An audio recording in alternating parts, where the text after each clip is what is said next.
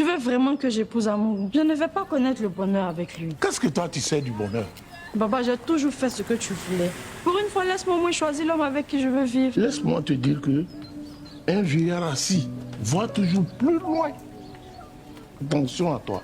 Elle sort la nuit, elle désobéit à ses parents, elle refuse d'épouser le prétendant que son père a choisi pour elle. Syrah est vraiment la rebelle de sa famille.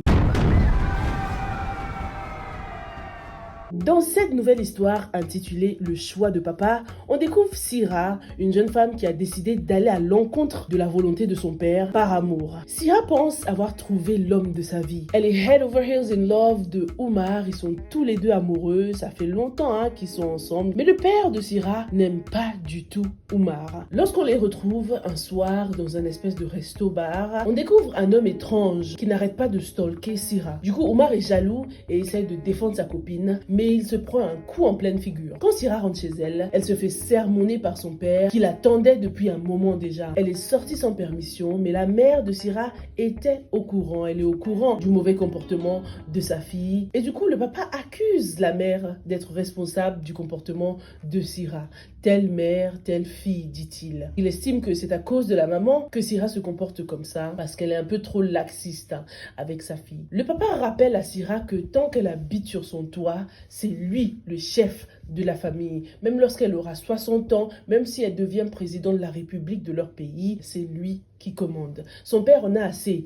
Il donne l'argent à la maman pour organiser un mariage pour Syrah et Amaru, son cousin. C'est parti pour un mariage arrangé, un mariage avec un homme dont Syrah n'est pas du tout amoureuse. Le lendemain matin, on retrouve Oumar en train de se faire soigner par sa mère après le bon coup qu'il a reçu. La maman ne comprend pas pourquoi son fils veut se faire tuer à cause d'une fille comme ça, quoi. Et Oumar lui rappelle que Syrah est quand même gentille et elle fait des cadeaux à sa maman à chaque fois. La mère ne trouve pas que les petits gestes de Syrah soient spéciaux. Pour elle, c'est tout à fait normal. Toutes les belles filles font la même chose, quoi. Faut pas que Oumar gâche sa vie à cause de cette fille. Et pourtant, Oumar compte bien épouser Syrah. Il l'annonce à sa mère, qui prend très mal cette nouvelle. Comment peut-il lui balancer ça comme ça à la figure? Il doit d'abord lui demander la permission avant de lui imposer cette décision de mariage, quoi. Le mariage ne fait pas partie des projets d'Oumar, selon la maman, et elle espère que Syrah ne se mettra pas entre son fils et elle. Syrah ne veut pas se marier avec Amar ou son cousin parce qu'elle sait qu'elle ne sera pas du tout heureuse avec lui, quoi. Elle supplie son père de la laisser choisir l'homme avec qui elle veut vivre, mais hors de question pour le daron. D'ailleurs, il est déjà en train de distribuer les enveloppes pour le mariage, quoi. Pour le papa, Syrah est un peu trop naïve. Il sait mieux ce qui est bon pour elle. Il lui rappelle qu'un vieillard assis voit toujours plus loin qu'un enfant debout. Syrah ne comprend pas pourquoi son père ne veut pas qu'elle épouse Oumar. Il est pourtant musulman comme elle.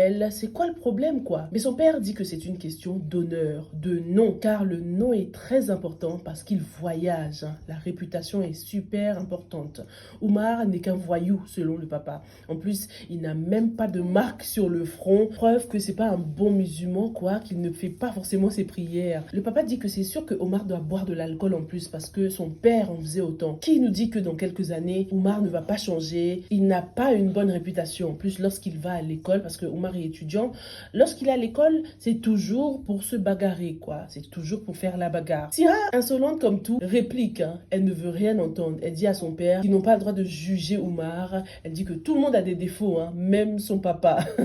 Syrah vient annoncer à Oumar que son père est en train d'organiser son mariage avec son cousin. Il le prend super mal, le pauvre. Mais les choses sont en train d'avancer. L'imam a été invité à la maison. Les tenues du mariage ont été faites. L'imam n'est pas au courant de tout. Il ne sait pas que c'est un mariage arrangé. Il pensait au départ que le mariage était entre Syrah et Oumar l'étudiant.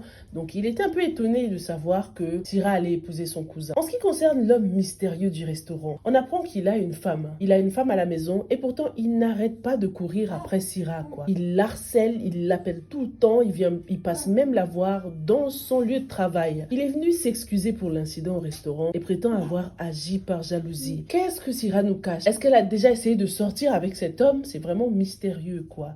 En tout cas, elle ne veut rien entendre. Elle ne veut plus jamais le revoir. Mais il la supplie de ne pas l'abandonner, de ne pas se retirer de sa vie. Il est prêt à faire tout ce qu'elle veut, quoi. Omar, lui, a le cœur brisé depuis la nouvelle du mariage. Il passe ses journées à pleurer, il ne mange plus. Il n'y a que sa mère qui essaie de lui remonter le moral et lui demande de rester digne. Quand Syrah passe le voir la soirée, c'était juste avant l'heure de la prière. C'est quand même un point important parce que au lieu d'en profiter pour prier ensemble, Omar décide qu'il va rattraper la prière plus tard. Ce qui indique que la religion, c'est pas forcément une priorité pour lui, quoi. Syrah a porté plainte contre son père. Elle estime que si une autorité parle à son père, peut-être qu'il va changer d'avis concernant le mariage. Syrah est prête à se battre pour son amour. Son père est furieux d'avoir été convoqué. Il estime que sa fille est mal élevée. Il l'insulte et dit que son éducation est complètement ratée, mais il ne compte pas se laisser faire. C'est un vrai bras de fer entre le père et la fille. Dans la dernière scène, c'est le jour du mariage.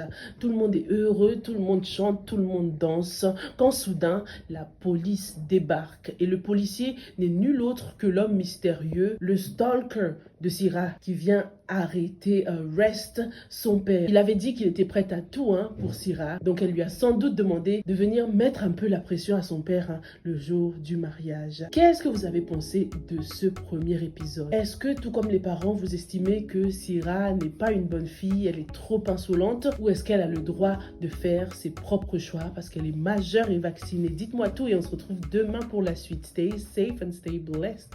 Bye!